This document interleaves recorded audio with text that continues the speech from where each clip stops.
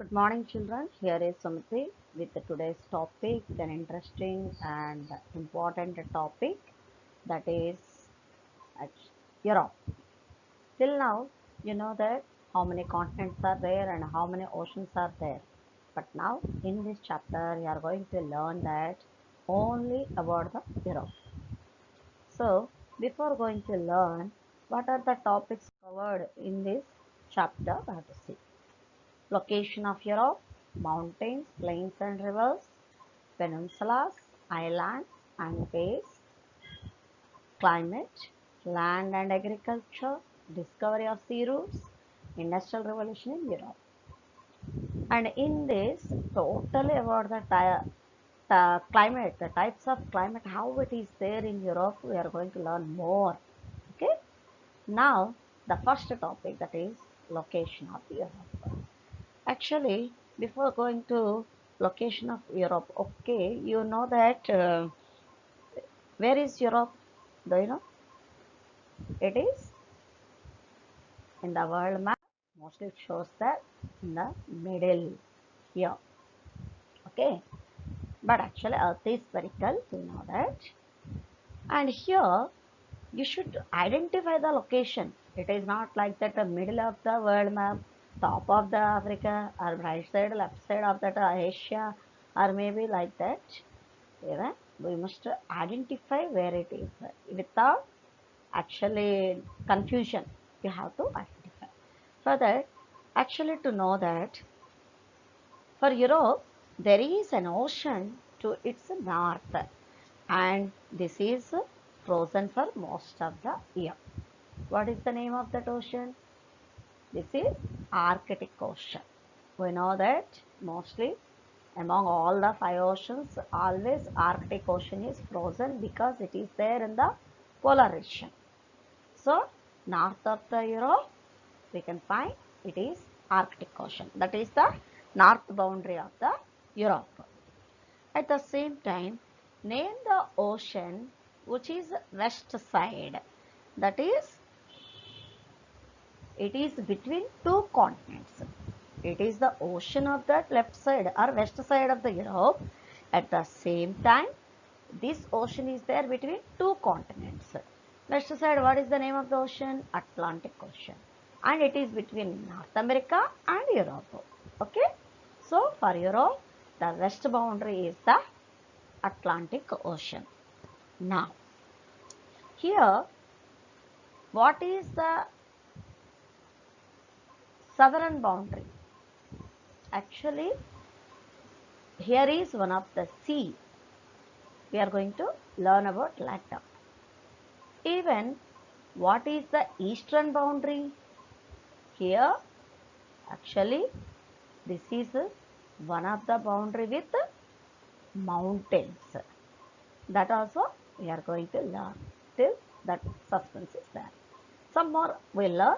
Then afterwards we are going to learn about that these two. Okay. Now, see, about 500 years ago, at present we know that our India was ruled for approximately 200 years by the Britishers. But how they came to India? That actually we have a doubt. Actually, what happened? Even Britishers also, Europeans only. About 500 years ago, the people of Europe started to discover the sea routes to America. And not only America, even slowly they have started to other countries also. At that time, why they started to find it? That is one of the place it is at present is there Constantinople that fell into the hands of the Turks. Actually, Turkey occupied the Constantinople, that is in 1453 in the year. So automatically what happened? That the Turks did not allow the others to have a trade route from Europe to Asia. Actually, at that time they have a trade route. The way is called, the trade route is called Silk Route, because most of that Chinese and those they have used that silk to export and transport it, and along with the silk some more goods also, but it became more silk is exported, so as per that it became as a silk route, trade link. The route has a trade link, because of that reason it became as a silk route.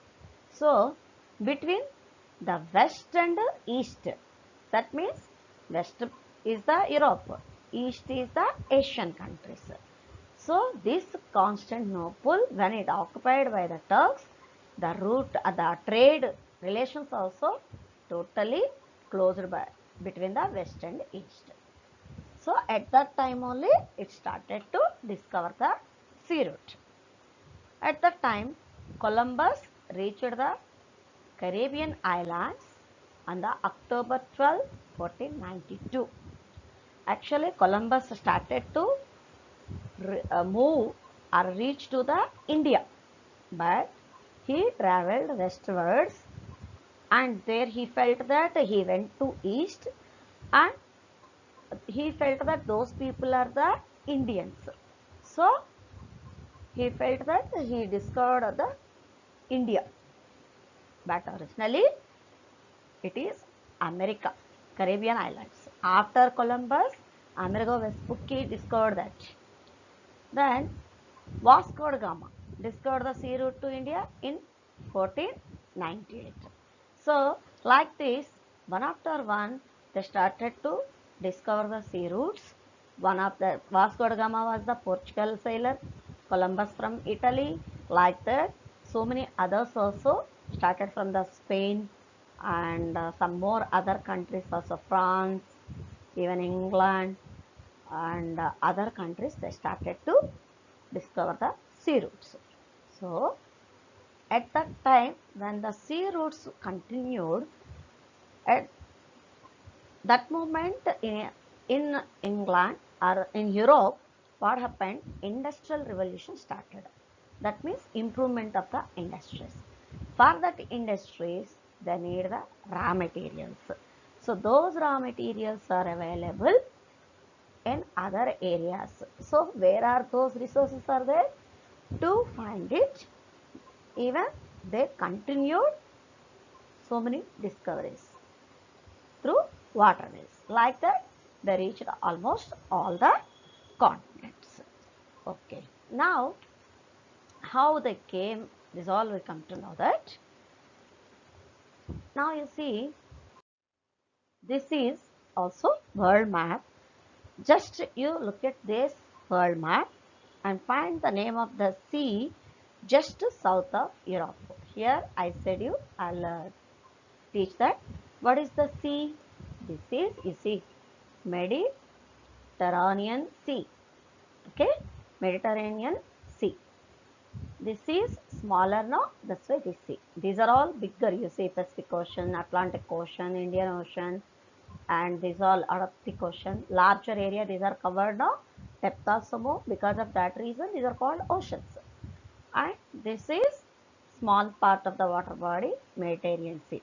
And this sea is separating the Europe and Africa, two continents. And actually, this sea separates the Europe in the north from the Africa. What is the meaning of the Mediterranean, you know? That means middle of the world. See, you can see this. Here it is middle of the world only, no? Totally on the map. The sea is on the middle. But actually, why they felt like this? Europeans only given the name. Why they felt that? Actually, they did not know about the other continent like America, Australia, these are all. Only they know about the northern part of the Africa and west part of the Asia. Those parts they have a link. So because of that, they felt that this is actually see, it is in the middle of that, these all the three parts. Because of that reason, they felt that this is the Mediterranean Sea. Because of that reason, actually their meaning, it is called the middle of the world. So that's why they have given the name. See here.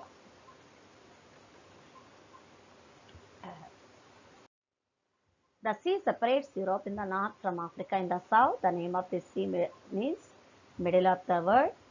So, the ancient times, people Europe did not know about the other continents like America or Australia. They only knew about Europe, western parts of Asia, and northern parts of Africa. So, because of that reason, it is called as the Mediterranean Sea, that they have given the name. Now, it is one question. Name the mountains. Already starting, I said you on the world map, we have the Europe, all the three sides water part only. It is bounded with all the three sides water. That is north, Arctic Ocean, west, Atlantic Ocean, south, Mediterranean Sea, and what is the east boundary? It has the boundary with land part. See, this is the total land part of that east side of the Europe. See, all the three sides connected with the water. This is the east side with the land part. But here, the line, whatever it is drawn, these are the east boundary of the Europe. These are called Ural Mountains. And these mountains actually cuts the Russia. Don't actually in this lesson it is not there. You should know, no. This is Russia. Totally 3/4 it is there in the Asia, and 1/4 it is there in the Europe. Total one country only, but it is there some part in Europe and maximum it is in the Asia. So these Ural mountains are the boundary of the east boundary of the Europe, and Europe to Asia it is the east direction. And here you should know that Europe and Asia have together one land part. All the continent you see separate land parts here. North America, South America, Africa, Australia, Antarctica, this all. But here Europe and Asia have only single land mass. And this land mass actually together it is called the Eurasia, because Europe and Asia together it is there, and these Ural mountains are dividing, this proportion, this area it is called the Eurasia. Now let us see about this topic. The mountains, that means the Ural mountains are not very high and they form the eastern boundary of Europe. So to the east of these mountains is Asia, while Europe is to the west. So Asia and Europe are one continuous landmass. This landmass is therefore called the Eurasia. Now I think so you understood, children. Now this is the time for assignment. Name the ocean to the west of Europe. What is the name of the ocean? It is Atlantic Ocean. Name the ocean to the north of Europe. Arctic Ocean. Name the sea, which means middle of the world. Mediterranean Sea. Name the mountains to the east of Europe. Ural Mountains. What is meant by Eurasia? It is Asia and Europe are not one continuous landmass. This landmass is called Eurasia. Okay, that's all for today, children. Bye.